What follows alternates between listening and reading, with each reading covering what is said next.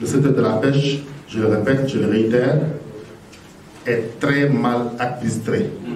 Cette mauvaise administration peut même étendre ses tentacules vers un manque de respect. Il y a quelques mois, le président de la République avait décidé d'organiser un conseil présidentiel pour la pêche, le secteur de la pêche. Ce conseil présidentiel n'est pas tenu, en tout cas. Pour un secteur qui emploie des milliers de personnes, pour un secteur qui joue un rôle fondamental pour l'alimentation des Sénégalais, pour un secteur qui injecte des milliards dans l'économie nationale, aujourd'hui on est en train d'observer, d'assister à une dégradation d'un secteur aussi stratégique que la pêche au niveau du Sénégal.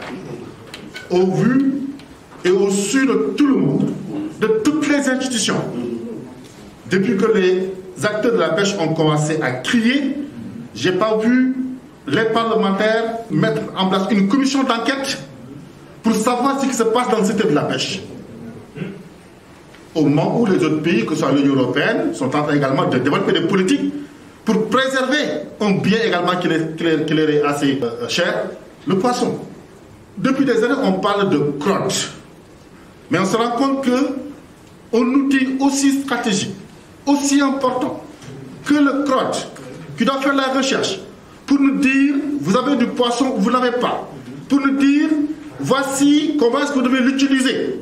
Cet instrument n'est pas financé, ou bien est sous-financé, ou bien dispose d'un budget dérisoire pour faire également le travail. Ne serait-ce que pour avoir les moyens de pouvoir aller en mer et faire les recherches nécessaires. On est en train de minimiser, de détruire, comme si c'était une volonté de détruire le code pour ne pas connaître la vérité sur la ressource halieutique. On peut acheter des camions philographiques. On peut distribuer également des pirogues à fibre de verre, même en fibre d'or. Mais quand on n'a pas la ressource en tant que telle, qui doit permettre aux acteurs de vivre, quelle est l'utilité de ce type d'investissement? À part que c'est de la politique politicienne. Si, de façon sérieuse, le gouvernement, le président de la République en tête, ne prend pas à bras le corps ce secteur, nos côtes risquent d'exploser. Si les gouvernants ne prennent pas à bras le corps le secteur de la pêche, l'Europe n'aura jamais la paix à cause de l'immigration clandestine.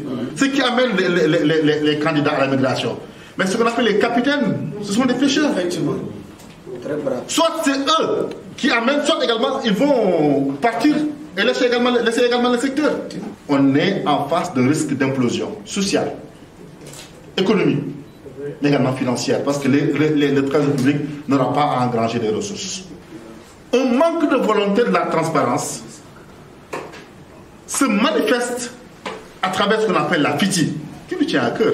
Un président public qui prend un engagement en février 2016, 2017, 2018, 2019, 2020, 2021, cet engagement qu'il a pris ouvertement n'est pas jusqu'à présent concrétisé. Ça pose un problème.